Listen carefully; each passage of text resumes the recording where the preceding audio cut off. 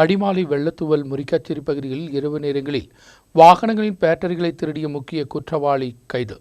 முதிவான்குடி பகுதியைச் சேர்ந்த நபரும் இப்பொழுது பெரம்பாவூரில் வாடகைக்கு வசிக்கக்கூடிய நபரான அனீஷை கைது செய்துள்ளது.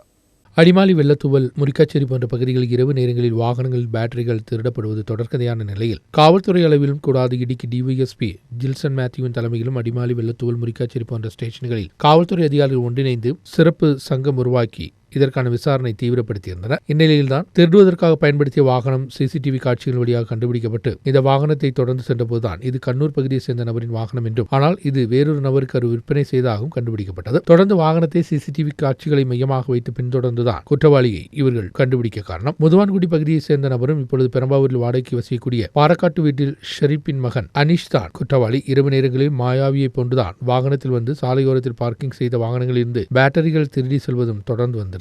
திருடிய பேட்டரிகளை மாவட்டத்திற்கு வெளியே கொண்டு சென்றுதான் இவர் விற்பனை செய்து வந்தது. குற்றவாளியை கஸ்டடியில் எடுத்து விசாரணை ஆரம்பித்துள்ளனர். குற்றவாளி குற்றம் சம்மதித்ததாகத்தான் தகவல். Adimali SHO Prince Joseph, principal SA Jibin Thomas, SA Santhosh, senior police ஆபீசர்களான மனுமோகன், அனீஷ் உட்பட உள்ளவர் சங்கம்தான் குற்றவாளியை கைது செய்தது.